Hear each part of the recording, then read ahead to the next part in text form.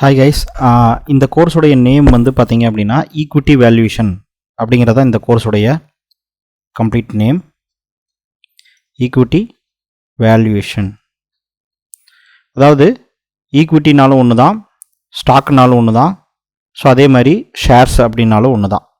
So equity, shares, stocks இது எல்லாமே வந்து பார்த்தீங்க அப்படின்னா ஒரு கம்பெனியை தான் குறிக்குது. ஓகேங்களா?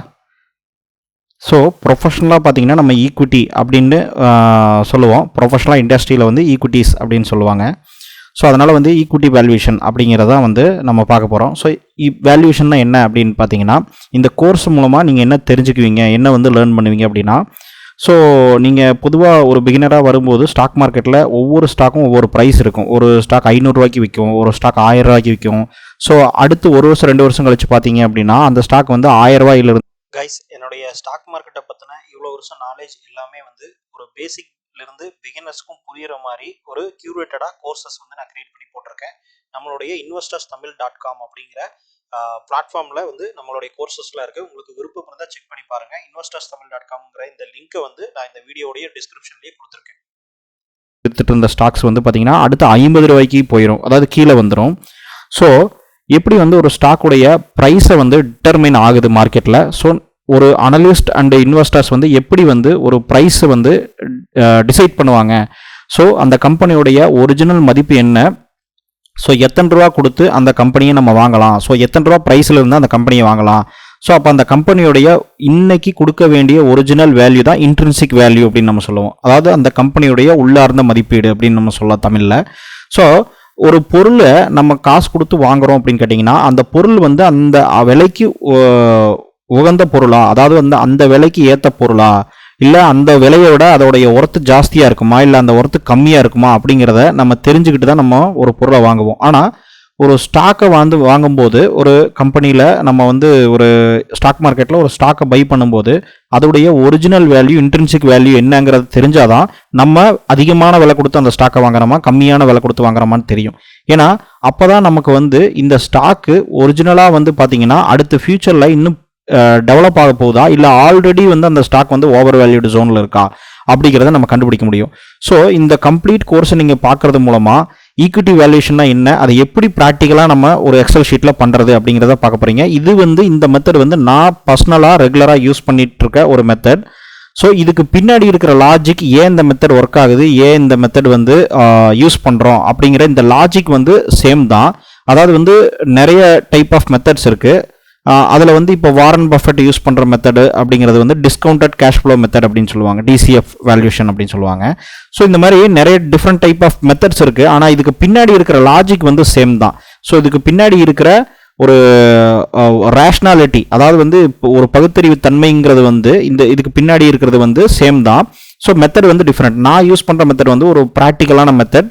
அந்த மெத்தடை தான் நீங்கள் இந்த கோர்ஸில் வந்து கம்ப்ளீட்டாக லேர்ன் பண்ண போகிறீங்க. அந்த மெத்தடை வந்து ஒரு எக்ஸல் ஷீட்டை வச்சு நம்ம போட்டு அந்த எக்ஸல் ஷீட்டை உங்களுக்கு டவுன்லோட் பண்ணுற மாதிரி நான் கொடுக்குறேன். ஸோ நீங்கள் டவுன்லோட் பண்ணிக்கலாம். அது எப்படி ஒர்க் ஆகுது, எப்படி மாற்றுறது அப்படிங்கிறது எல்லாமே நான் சொல்லித்தரேன். எப்படி அந்த மாதிரி நீங்களே கிரியேட் பண்ணலாங்கிறதையும் நான் சொல்லித்தரேன். அந்த எக்ஸல் ஷீட்டை பார்க்குறதுக்கு முன்னாடி, அந்த ஃபார்முலாவை பார்க்குறதுக்கு முன்னாடி நம்ம வந்து நிறைய விஷயங்கள் தெரிஞ்சுக்கணும் ஈக்விட்டி வேல்யூஷனில். ஏன்னா அது தெரிஞ்சுக்கிட்டாதான் நீங்கள் கரெக்டான ஒரு வேல்யூஷன் வந்து நீங்கள் பண்ண முடியும். ஸோ இந்த ஜட்ஜ்மெண்ட் தான் வந்து ஒருத்தருக்கு ஒருத்தர் டிஃப்ரெண்ட்டாக இருக்குமே தவிர மற்றபடி ஃபார்முலாஸ் வந்து எல்லாத்துக்குமே சேமாக தான் இருக்கும். ஸோ அடுத்தடுத்து வரக்கூடிய வீடியோவில் கம்ப்ளீட்டாக வந்து நம்ம ஈக்விட்டி வேல்யூஷன் என்ன அப்படிங்கிறதையும், ஒரிஜினலாக ஒரு ஸ்டாக்கு நம்ம எவ்வளோ ப்ரைஸ் கொடுக்கலாம் அப்படிங்கிறதையும் நம்ம வந்து ஃபைண்ட் அவுட் பண்ணலாம். ஹாய் கைஸ், இப்போது இந்த வீடியோவில் வந்து நம்ம வந்து கோர்ஸை வந்து ஸ்டார்ட் பண்ண போகிறோம்.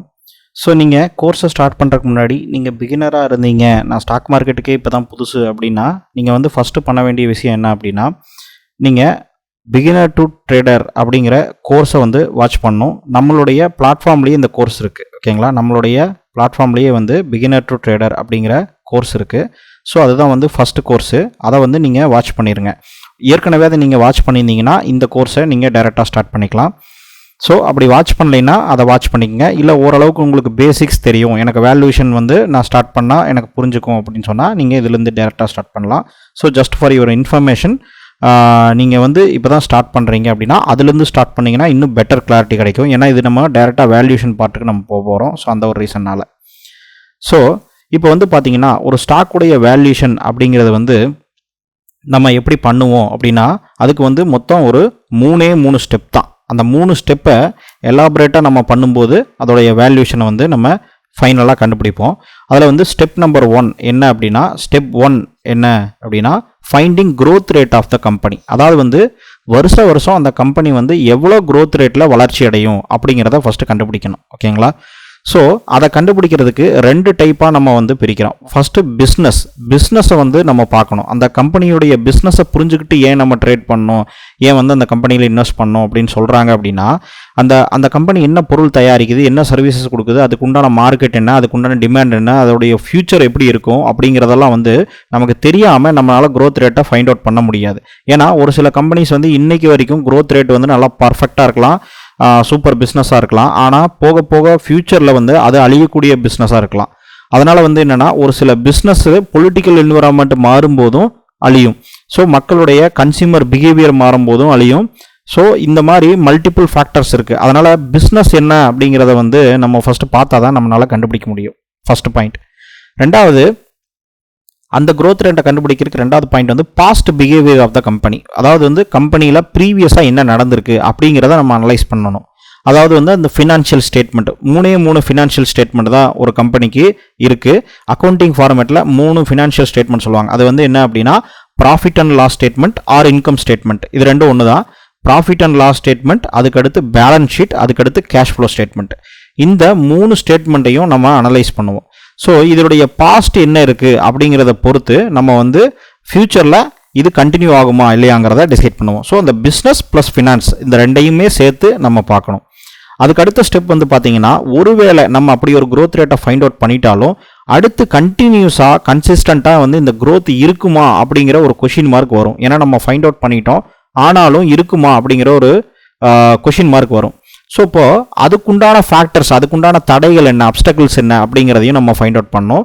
அது வந்து ஒரு 3 பார்ட்டாக நம்ம பிரிக்கிறோம். ஃபர்ஸ்ட் வந்து டெப்ட். ஏன்னா கடன் அப்படிங்கிறது வந்து அதிகமாக இருக்கும்போது அந்த பிஸ்னஸ்னால பல பிரச்சனையை வந்து ஃபேஸ் பண்ணும். அதனால் மார்ஜின் சுருங்கும், அதனால் வந்து லாபமும் சுருங்கும், அந்த கம்பெனி சம்பாதிக்கக்கூடிய அமௌண்ட்டும் சுருங்க ஆரம்பிக்கும்.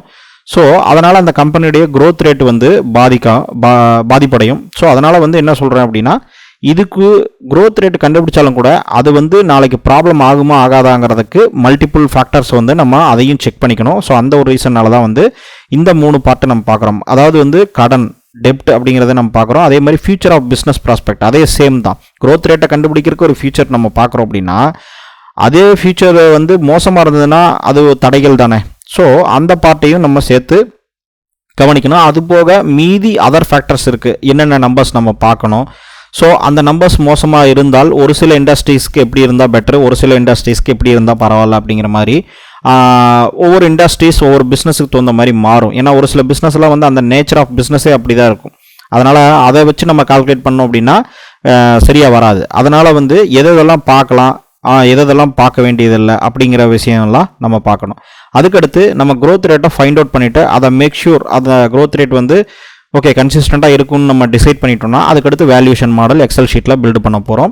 ஸோ அந்த வேல்யூஷன் மாடலை பேஸ் பண்ணி நம்ம இன்றைக்கி எவ்வளோ ரூபா கொடுத்து அந்த ஸ்டாக்கை வாங்கலாம் அப்படிங்கிறதும், எவ்வளோ ரூபா இன்றைக்கி அந்த ஸ்டாக்குடைய மதிப்பு அப்படிங்கிறதும் நம்ம வந்து கண்டுபிடிப்போம். அதுக்கப்புறம் மார்க்கெட் ப்ரைஸை நம்ம பார்த்து அதிலிருந்து இந்த நம்மளுடைய இன்ட்ரின்சிக் வேல்யூ ஆல்ரெடி அதிகமாக இருந்தால் நம்ம வந்து ஸ்டாக்குடைய ப்ரைஸ் வந்து இன்ட்ரின்சிக் வேல்யூவோட குறைவாக இருந்ததுனால் அண்டர் வேல்யூடு ஸ்டாக்ஸும் அப்படின்னும், இன்ட்ரின்சிக் வேல்யூவோட ஆல்ரெடி அதிகமாக இருந்தது அப்படின்னா ஓவர் வேல்யூடு ஸ்டாக் அப்படின்னும் நம்ம வந்து ஜட்ஜ் பண்ணுவோம்.